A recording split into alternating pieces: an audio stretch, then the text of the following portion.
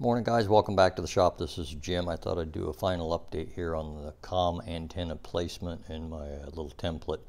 I did put this template on Thingiverse, so if you want to download the STL file and try using it, go ahead and do that. If you got questions about it, leave me a message here or on Thingiverse. I'd probably see it here on YouTube first. What I would suggest if you're going to use it, I printed this one. This is sort of the final version that I've been using. And I happened to print a sink strainer before I printed this, and so I'd forgotten that the settings in my slicer were no top or bottom, which is fine in this application. If you're going to do it though, I would suggest doing a top and bottom layer so that you can drill out that center hole. So what you'd want to do is first print it, then drill that out to 1/2 inch, I think is what you're going to find on your antenna, but this may change depending on the antenna you're using. Drill the center hole to 1/2 inch so that it would look similar to that. Then that should fit snug around the base of the connector on the antenna.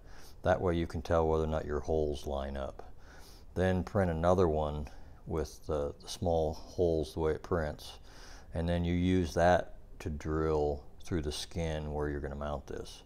This is the forward side in my case, and that's basically so that it squares itself up against the bulkhead where I mounted it. This is the first attempt that I made at the doubler plate. You may not even need a doubler plate, but I decided to go ahead and do it that way so I didn't have to drill and rivet plate nuts to the skin. And I had to remove this one. I had it all in place, but I had trouble with the screws not wanting to start, which I knew I would. And if these, this is one of those applications where if the holes don't line up perfectly, you're going to have a devil of a time getting the screws to start because they're not going to be straight. And so then when you try to thread them into a plate nut like this, it's going to be trouble. And you can see here where on that hole it actually was pulling the aluminum. And I think I stepped up the drill on these holes just to try to give it a little bit more clearance, which you probably should do, at least go up one size, since the nut plate on the back side is really what's doing the holding in this application. On my next one, and I'll show you where it's at, it's already mounted, I used these corner nut plates instead of this one. That way it didn't flex up quite as bad. It tends to stay flatter in the corner there. And then I used a standard nut plate in this location so it could span across that way on the hole.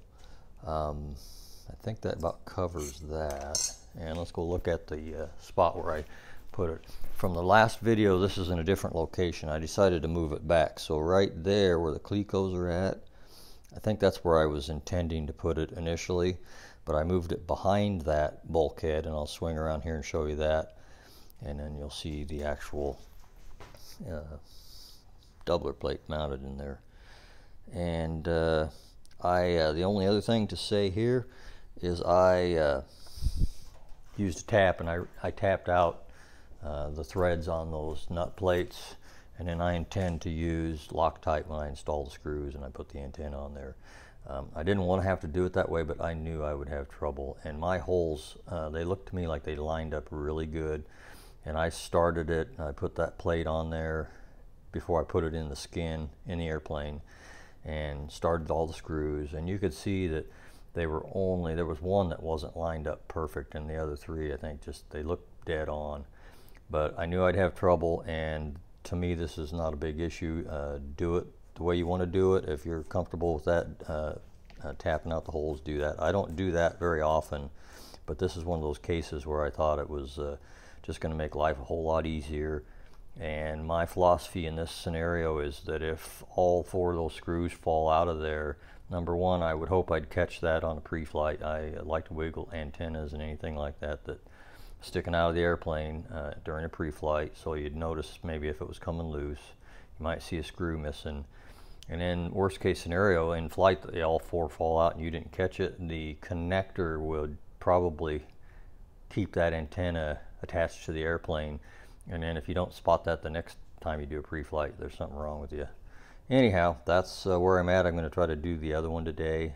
Took me all day to do that. I had to rework the file and the STL and print it a couple of times, and so by the time I got all done, all day long, but that's how it goes. We'll see you next time.